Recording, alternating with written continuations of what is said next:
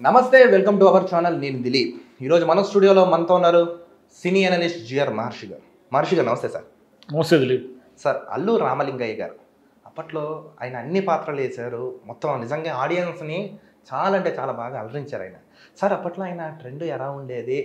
అసలు అప్పట్లో ఆయనకి సెపరేట్ ఫ్యాన్ బేస్ ఉండేదని కూడా విన్నాను నేను. అది ఎంతవరకు ఏంటో నాకు తెలియదు. అసలు ఎలా ఉండే సార్ ఆయన ఆయన కామెడీ టైమింగ్ కానీ అప్పట్లో ఆయనకి కొంచెం అది వివరణ. అల్లు రామలింగయ్య గారు ఒక అద్భుతమైన వ్యక్తి ఆయన. అని చెప్పే సినిమా నటుడుగానే కాదు, వ్యక్తిగా కూడా.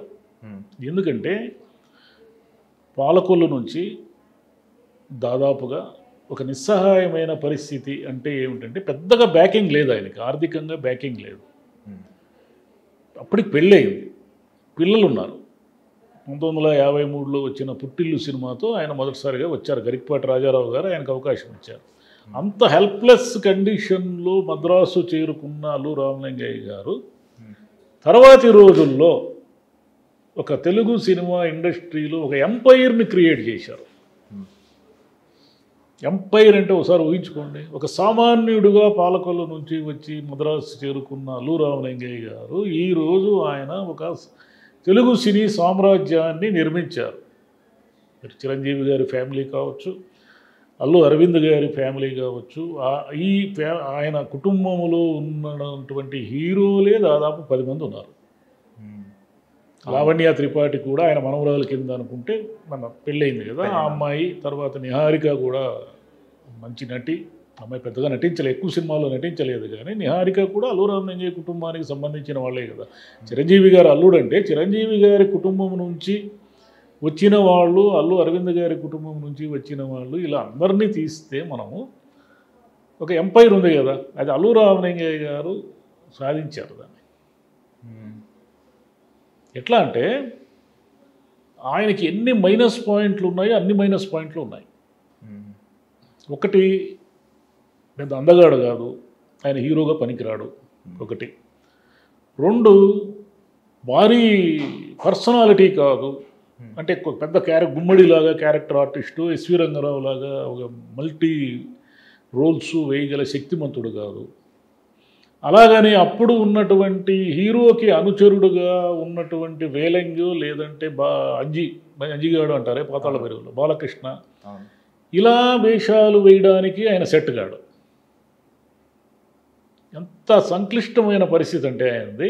ఆయన ఏం చేశారంటే తనకు వచ్చిన వేషాల నుంచి విపరీతమైన వైవిధ్యాన్ని చూపించారు. చివరికి తన కోసమే రచయితలు, దర్శకులు పాత్రలు సృష్టించే అంత స్థాయికి ఎదిగారు ఆయన తర్వాత రోజుల్లో. కామెడీ ఒకటే కాదు, స్లాప్స్టిక్ కామెడీనో ఇంకొక రకమైన కామెడీతో అంటే ఆయన ఎప్పుడో ఫేడౌట్ అయిపోయిండేవాడు. ఆయన బలం కామెడీ కాదు, ఆయన బలం ఏమిటంటే సొసైటీని అబ్జర్వ్ చేయడం. సొసైటీలో ఉన్న మనుషులు, వాళ్ళ బాడీ లాంగ్వేజ్, వాళ్ళ ప్రవర్తన, వాళ్ళ డైలాగు ఎలా ఉంటుంది, ఇవన్నీ కూడా తనలో మిక్స్ చేసుకొని ఆ క్యారెక్టర్లో రిఫ్లెక్ట్ చేసేవాడు ఆయన. అందుకు అన్ని సినిమాలు, దాదాపు ఈ సినిమాలకు పైగా నటించినా కూడా ఆయన ఎక్కడ కూడా బోరు కొట్టకుండా, మొనాటనీ లేకుండా. మొనాటనీ అంటే ఆయన వేసిన పాత్రలన్నీ ఒక్కలాంటివే, పెద్దగా వైవిధ్యం అంటే ఏమంటారు, రకరకాల పాత్రలు వేసేంత అవకాశాలు లేవు ఆయనకి. ఆయన ఏం చేశారు ఫస్ట్లో, శర్మ, శాస్త్రి, అదే మాయబజార్లో అదొక టైప్ క్యారెక్టర్. అంటే చాలా సినిమాల్లో పురోహితుడుగాను ఇలా చేశారు, అదొకటి. కొన్ని సినిమాల్లో చిన్న చిన్న వేషాలు. మీ గుండమ్మ కథలో తీసుకుంటే హోటల్ ఓనర్గా ఉంటాడు, మీరు బాగా గమనిస్తే చాలా చిన్న సీన్ అది. ఆ చిన్న సీన్లో కూడా అల్లు రామలింగయ్య గారు తనకున్న కాసింత స్పేస్ని తన యాక్టింగ్కి ఎలా ఉపయోగించుకుంటారో మనకు అర్థమవుతుంది. చిన్న స్పేస్ అయింది.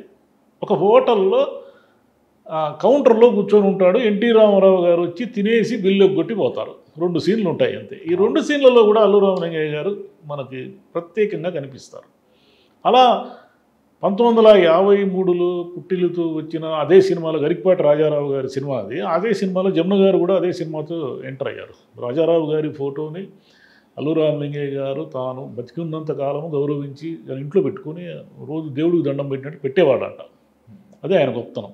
అట్లనే ఆయన ఏమిటంటే 1970 తర్వాత అల్లు రామలింగయ్య గారి కోసము ఒక ప్రత్యేకమైన పాత్రలు. ఎలాంటి పాత్రలు అంటే విలన్ పక్కన ఉంటాడు ఆయన. ఒక నక్క లాంటి క్యారెక్టర్ అనమాట. విలన్కి ఎగదోస్తూ ఉంటాడు, విలన్కి బంత పాడుతూ ఉంటాడు. హీరోని ఎన్ని తిప్పలు పెట్టాలో అన్ని తిప్పలు పెడుతూ ఉంటాడు. దాంట్లో ఈయన పాత్ర ఉంటుంది. అట్లనే కామెడీ యాంగిల్కి ఇది వచ్చి కన్నింగ్ యాంగిల్. కామెడీ యాంగిల్ ఎలా ఉంటుందంటే రాజబాబు, పద్మనాభము, గీతాంజలి ఇట్లా జంటలు ఉండేటివి అప్పుడు. ఈ జంటలకి రాజబాబు, రమాప్రభ జంట అనుకోండి. ఈ రాజబాబుకి తండ్రిగా అయినా అల్లు రామలింగయ్య గారు ఉంటారు, లేదంటే గీతాంజలి తండ్రిగా అయినా అల్లు రామలింగయ్య గారు ఉంటారు. ఇతన్ని ముప్పు తిప్పలు పెట్టి ఆ కమేడియన్ అమ్మాయిని పెళ్లి చేసుకుంటాడు. ఇదే ట్రాకే, అన్ని సినిమాలు ఇదే ట్రాకే. అటు ఇటు తిప్పితే అటు తిప్పితే అదే ట్రాకే. ముత్యాల ముగ్గు, బుద్ధిమంతుడు, ఇలా కొన్ని సినిమాల తర్వాత అల్లు రామలింగయ్య గారి కోసమే నిర్మాతలు అడగడము, అల్లు రామలింగయ్య గారి కోసమే రచయితలు పాత్రలు క్రియేట్ చేయడము, అల్లు రామలింగయ్య గారి కోసమే ప్రత్యేకమైన డైలాగులు రాయడం, ఆయన కోసం పాటలు కూడా. ముత్యాలు వస్తావు అనే మనుషులంతా ఒకటేలో ముత్యాలు వస్తావు పాట ఉంటుంది. అది బాలసుబ్రహ్మణ్యం గారు మిమిక్రీ గొంతుతో పాడతారు, అల్లు రామలింగయ్య గారికి సెట్ అవుతారు ఆయన. ఇలా ఆయన తన జీవితాన్ని, తన నటనా జీవితాన్ని బిల్డ్ చేసుకుంటూ వచ్చారు. చిరంజీవి గారిని అల్లుడు చేసుకోవడం అనేది చిరంజీవి గారికి ఎంత అల్లు రామలింగయ్య గారి పరిచయాలు, ఆయన మంచితనం ముఖ్యంగా. అల్లు రామలింగయ్య గారు ఎప్పుడు కాంట్రవర్షరీ కాదు సినిమా ఫీల్డ్లో. ఆయన మంచివాడనే పేరు తెచ్చుకున్నారు, కానీ అల్లు రామలింగయ్య గారు చెడ్డవారు, ఆయన కాంప్లికేటెడ్ అని ఏనాడు పేరు తెచ్చుకోలేదు. అంటే అంత సిన్సియర్, ఒక పనిలో ఎంత సిన్సియర్ అంటే ఆయన. ఒక ఉదాహరణ చెప్తారు ఆయన గురించి. ఆయన కొడుకు చనిపోయాడు. కొడుకు చనిపోయినప్పుడు ముత్యాల ముగ్గులో కోతి కరిస్తే కోతిలాగా ప్రవర్తిస్తాడు ఆయన. ఆ సీన్లన్నీ అప్పుడు కొడుకు చనిపోయిన దుఃఖంలో యాక్ట్ చేశాడంట. మనకి ఎప్పటికీ అర్థం కాదు, ఎందుకంటే అంత కామెడీ క్రియేట్ చేయడము. అంటే నటుడికి బయట ప్రపంచంలో ఉన్న రాగద్వేషాలు ఏవి అంటవు. అతను అప్పుడు ఆ క్యారెక్టర్లో నటుడు, నిజానికి కొడుకును పోగొట్టుకున్న తండ్రి అతను.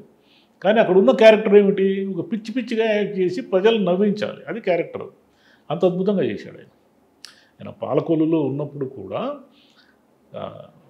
విపరీతమైన జాతీయవాదం, అంటే ఏమంటారు, క్విట్ ఇండియా మూమెంట్లో పాల్గొని జైలుకు వెళ్ళిన వ్యక్తి ఆయన.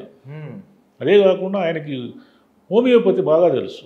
హోమియోపతి వైద్యము అందరికీ ఉచితంగా చేసేవారు ఆయన. ఆయనకి ఏదైనా సినిమా ఫీల్డ్లో కానీ ఎవరికైనా ఏదైనా జబ్బు జలుబు ఏదో ఒకటి చేస్తే ఆ హోమియో మందులు ఇచ్చేవాడు ఆయన. హోమియో డాక్టర్ ఆయన. అట్లనే అల్లు రామలింగయ్య గారి గురించి ఆయన ఎప్పుడు నిరంతరం సినిమాలు చేయడమే కదా ఆయన పని. శంకరాభరణంలో అద్భుతమైన క్యారెక్టర్ ఇచ్చారు విశ్వనాథ్ గారు ఆయనకి. శంకరశాస్త్రి స్నేహితుడిగా ఆయన అల్లు రామలింగయ్య గారు అన్నారంట, అయ్యా ఎంతకాలం విలన్ పక్కన నక్క జిత్తులు వేషాలు వేసి రోసిపోయినాను, నా జన్మ ధన్యమైపోయింది, వాటన్నిటి కడుక్కున్నట్టయింది పాపాలన్నీ ఈ క్యారెక్టర్తో. నా నిజంగా అంత బాగుంటుంది ఆ క్యారెక్టర్. శంకరాభరణంలో అల్లు రామలింగయ్య గారి క్యారెక్టర్ అద్భుతంగా ఉంటుంది. ఆయన సినిమా నిర్మాతగా కూడా పరిశ్రమకు చాలా సేవ చేశాడు.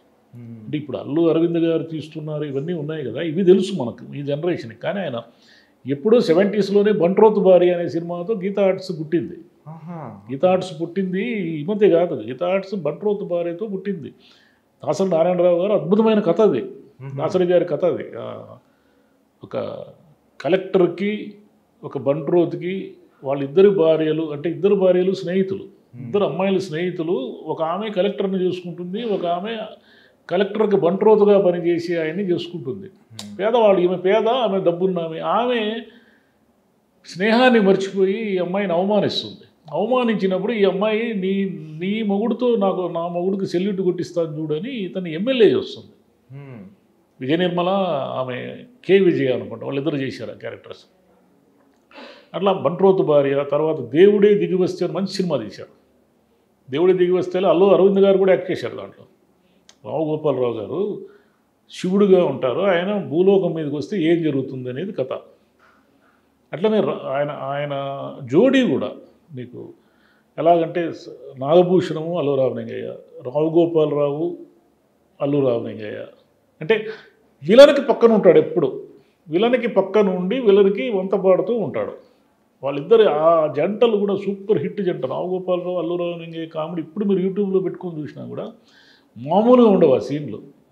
అల్లు రామలింగయ్య గారు ఏమంటే విపరీతమైన టైమింగ్, డైలాగ్ అప్పచెప్పినట్టు కాకుండా చాలా మామూలుగా మాట్లాడతాడు. ఆయన ఎప్పుడు డైలాగ్ గుర్తురాగా ఆమ్య ఆమ్య ఆమ్య అంటే అది ఒక పెద్ద భూత పదంగా నిలబడిపోయింది. అంటే లంచానికి ఆమ్య ఆమ్య అని. అదే అవును అట్లా చాలా సినిమాల్లో ఆయన ఊత పదాలు అంటే నసగడము, గొణగడము, అంటే ఊరికే ఏదో డైలాగ్ అప్పచెప్పినట్టు కాకుండా డైలాగ్ని ఆ కామెడీ టైమింగ్తో చెప్పడము.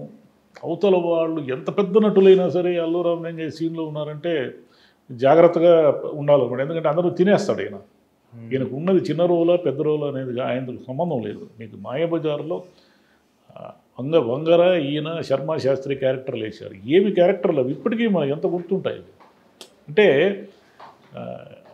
ఎలా తగ్గినట్టే ఉంటారు, మళ్ళీ పెరిగినట్టే ఉంటారు. ఎక్కడ ఏం మాట్లాడాలో తెలుసు, ఎక్కడ ఏం మాట్లాడకూడదో కన్ఫ్యూజ్ అవుతుంటారు. ఇంతకుముందు సిఎస్ఆర్ గారు చేసిన క్యారెక్టర్ తర్వాత రోజుల్లో అల్లు రామలింగయ్య గారు చేశారు. కాబట్టి ఆయన ఒక లిజెండ్ అల్లు రామలింగయ్య గారు. అంటే ఏదో అరవింద్ గారి ఫాదరు, ఇప్పుడు చిరంజీవి గారు మామగారు ఇంత పెద్ద ఎంపైర్ క్రియేట్ చేశారు అని ఆయన్ని పొగడ్డం కాదు. బేసిక్గానే ఆయన ఒక లిజెండ్.